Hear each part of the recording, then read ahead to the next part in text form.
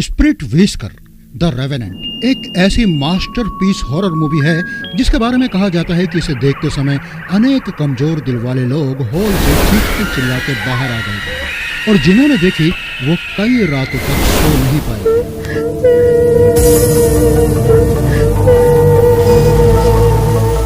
ये कहानी वियतनाम के हुए प्रोविंस के एक अमीर परिवार की कहानी है।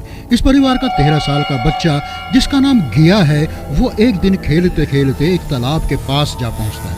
तभी उसे लगता है कि कोई तालाब के अंदर से गाना गाकर उसे पास बुला रहा है। वो तालाब के अंदर झांक कर देखता है। नेचुरली उसे अपना ही चेहरा दिखाई देता है, लेकिन तभी वो चेहरा हंसने लगता है।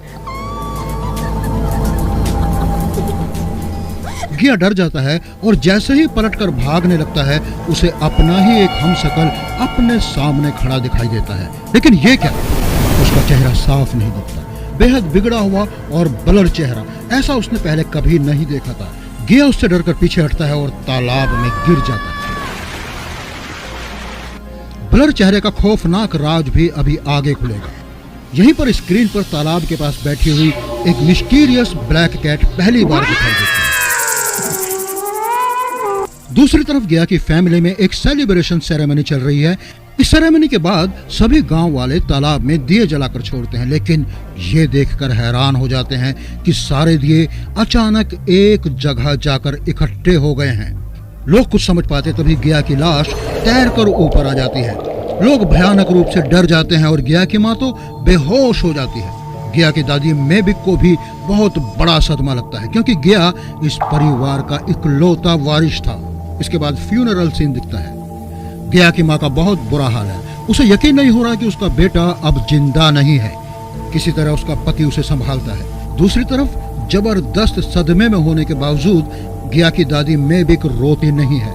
मेड उससे कुछ पूछना चाहती है, लेकिन वो उसे भी डांट कर भगा देती है।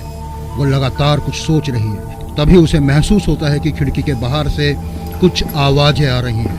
वो बाहर देखती है। उसे एक अजीब सा सीन दिखाई देता है।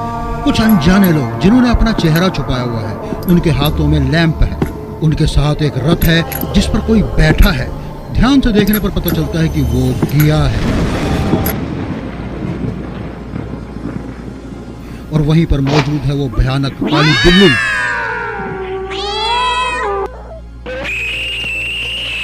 वो दहशत से भरकर खिड़की से पीछे हट जाती है।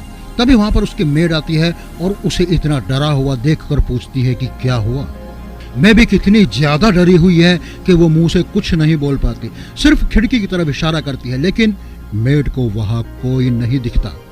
इधर नीचे अंतिम संस्कार की तैयारी चल रही है। बॉडी को कॉफिन में रखा जा चुका है और बंद ही किया जाने वाला था कि तभी वही ब्लैक कैट गिया के कॉफिन के ऊपर दिखाई देती है और तुरंत भाग जाती है। लेकिन इसके बाद कॉफिन अचानक तेजी से हिलने लगता है। कुछ मजबूत दिल के लोग कॉफिन को पास से देखते हैं और तब उन्हें वो दिखाई देता है जिसकी उम्मीद उनमें से किसी ने नहीं की थी। गिया दोबारा जिंदा हो गया था। वह कॉफिन में से उठकर बैठ जाता है और बहुत तेजी के साथ वॉमिट करता है। लोग डर के मारे कांप उठते हैं। गांव के बुजुर्ग आपस में फुसफुसा कर कहते हैं कि ये बच्चा बच्चा नहीं रहा, इसके अंदर कोई और है, कोई आत्मा है। डॉक्टर को बुलाया जाता है। वो कहता है ये क्लिनिकल डेथ है। कभी कभी लोग मरकर भी वापस आ जाते हैं। लेकिन गिया के माता पिता अपने बेटे को पाकर बेहद खुश हैं। दादी मेबिक तो इतनी ज्यादा खुश है कि वो पूरे गांव में भोजन दान करती है। लेकिन गांव के लोग अब भी एक ही बात दोहरा रहे हैं कि गिया के शरीर में कोई आत्मा बदला लेने के लिए वापस आई है। सीन बदलता है। मेबिक अपने कमरे में सो रही है। तभी उसे अलमारी से कुछ आवाजें सुनाई देती हैं। वो जाकर अलमारी को खोल कर देखती है, लेकिन उसे उसमें कुछ भी नहीं दिखाई देता। तभी दूसरी तरफ हमें गिया की माँ दिखाई देती है। उसे भी गिया के रूम में से कुछ आवाजें आती हुई सी महसूस हो रही हैं, इसलिए वो अपने बेटे को चेक करने जाती है। तभी उसके पैरों से गिया का खिलौना, जो कि एक चाबी वाला कुआं है, टकरा जाता है। रात के अंधेरे में गिया की माँ को डर लगने लगता है, लेकिन फिर भी हिम्मत करके वो गिया को चेक करती है। वो वहीं मिलता है। उधर मेबिक अलमारी को बंद कर वापस चलने लगती है तो उसे फिर से अलमारी के अंदर से आवाजें आती हैं। वो वापस जाके अलमारी को दोबारा खोल के चेक करती है और वापस जाने लगती है। तभी उसे ऊपर छत पे से कुछ टपकता हुआ सा फील होता है। वो नजरें ऊपर उठाती है और देखती है कि गिया अलमारी के ऊपर बैठा हुआ है। वो चीखने चिल्लाने लगती है। अगले सीन में रात हो चुकी है। गिया बाहर जाना चाहता है। उसकी माँ उसको रोकती है, लेकिन गिया भाग जाता है। माँ उसके पीछे जाती है पर वो नहीं मिलता। सभी गांव वाले मिलकर उसे ढूंढने में हेल्प करने लगते हैं। तब उनको पता चलता है कि वो कब्रिस्तान में बैठा है। गिया की माँ वहां पर जाती है और ये देखकर डर जाती है कि गिया की छाती पर घाव हो रखे हैं, जिस पर बहुत सारे कीड़े चल रहे हैं, जो देखने में ही बहुत ज्यादा भयंकर और घिनने वाले लग रहे हैं। अब पूरे गांव वालों के साथ ही साथ गिया की माँ को भी लगता है कि गिया के अंदर शायद कोई आत्मा है। अगले दिन वो एक शेमन को बुलाते हैं और शेमन उन्हें बताता है कि इस घर में लंबे समय से एक शैतान का वास है और जो मौतें यहाँ पर हो रही है उसका कारण भी वही है। आगे वो बताता है कि ये शैतान कहीं और नहीं बल्कि गिया के शरीर के अंदर है। और बिल्कुल यही बात काफी दिनों से गांव वाले लोग भी कह रहे थे। शेमन ने उन्हें बताया कि अगर गिया को बचाना है तो उन्हें एक सेरेमनी करनी होगी जो कि फुल मून नाइट पर ही होगी, और इसमें सबसे बड़ा खतरा यह है कि इसमें किसी की जान भी जा सकती है, यहाँ तक कि इसमें गिया की जान भी जा सकती है। लेकिन यही एकमात्र रास्ता है। ये सब सुनकर गिया की माँ बहुत ज्यादा स्ट्रेस में आ जाती है। वो अपने पति विन से अकेले में जाकर सलाह करना चाहती है और फिर ये दोनों फाइनल करते हैं कि इस भयानक तंत्र क्रिया को वो किसी हाल में नहीं कराएंगे, लेकिन गिया की दादी मेबिक इसे हर हाल में कराना चाहती है। नतीजा ये हुआ कि गिया की माँ और दादी के बीच में बहस हो जाती है। दादी मेबिक गिया की माँ को ही इस सब का जिम्मेदार ठहराती है। बहस बढ़ती है तो फिर इस परिवार के जीवन के वो गुनाह और पाप सामने आने लगते हैं जो उन्होंने बरसों पहले लालच में आकर किए थे।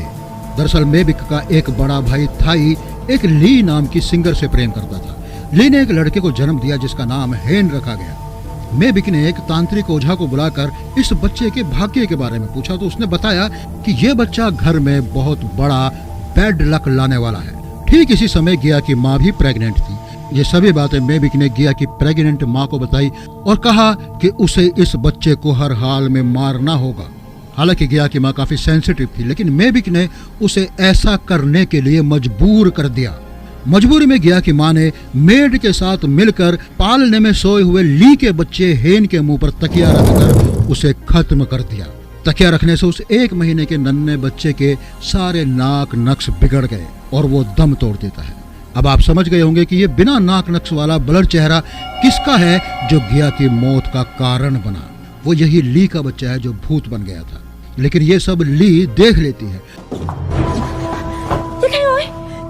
और हाथापाई में ली भी सीढ़ियों से गिरकर खत्म हो जाती है। अब इस बात को दबाने के लिए और अपनी झूठी इज्जत को बचाने के लिए इन्होंने ये बात फैला दी कि ली और उसका बेटा एक हादसे में चल बसे हैं।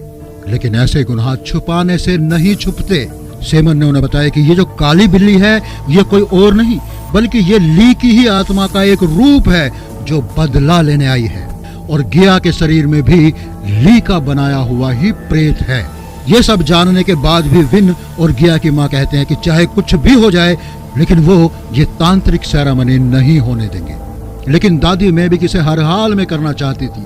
गुस्से में मेबिक इन दोनों को स्टोर रूम में बंद करवा देती है और शेमन को बुलवाती है। लेकिन जब शेमन सेरेमनी के लिए आ रहा होता है तब बीच में उसे पहले वही काली बिल्ली घेर लेती है। उसका नौकर शेमन को छोड़कर भाग जाता है और तभी वहां प्रकट होता है भयानक दैत्य